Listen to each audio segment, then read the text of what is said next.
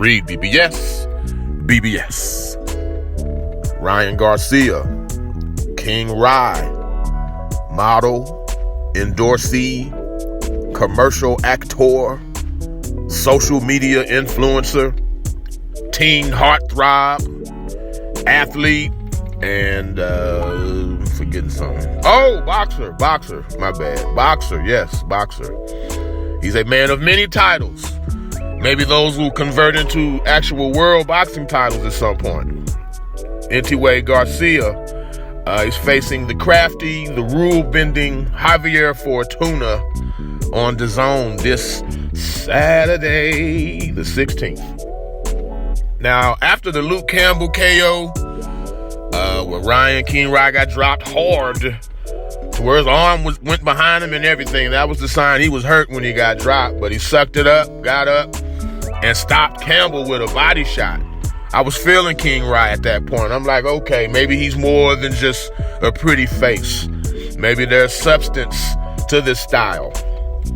But then this was like a year or so ago, he was supposed to fight Fortuna back then. Fight was postponed. And Garcia, he cited mental health. Now, especially when men go that route, the mental health route, they tend to be met with the side eye. But you never really know. So with that said, I'm not even going to delve any deeper into if I think it was a legitimate mental health issue or not. What I do know is around that same time, Canelo Alvarez started openly questioning Garcia's dedication. Then before we know it, Garcia parts ways with trainer Eddie Reynoso. And now he's with Joe Goossen, the criminally and historically underrated trainer Joe Goossen.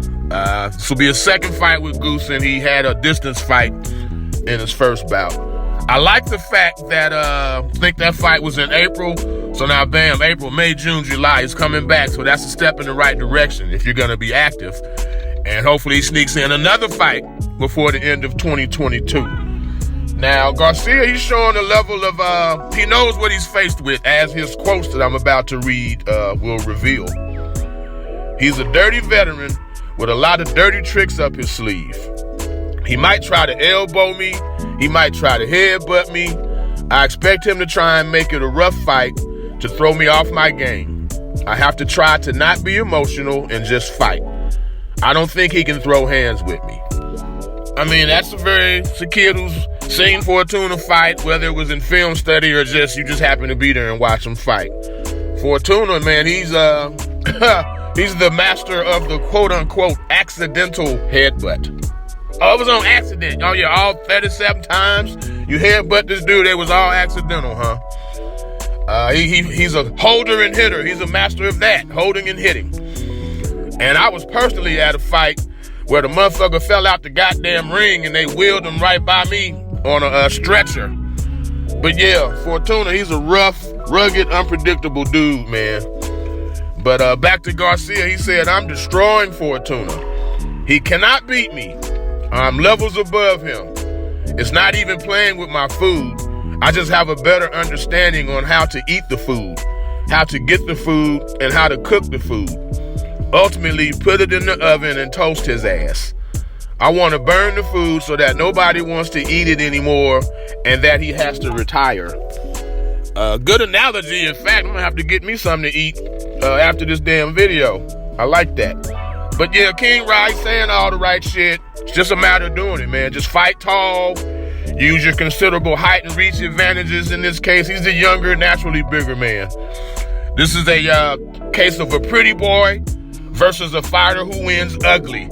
So the onus is on the pretty boy to not let the ugly fighter make it ugly. And if King Rye is who I thought he was, he'll end Fortuna in 6 or 7 rounds. REED-BBS, BBS. Blackberg Sugar. Bachelor's in Boxing Studies. Television. Fred Sanford of the Fistic Arts. When all is said and done, there's nothing left to say or do.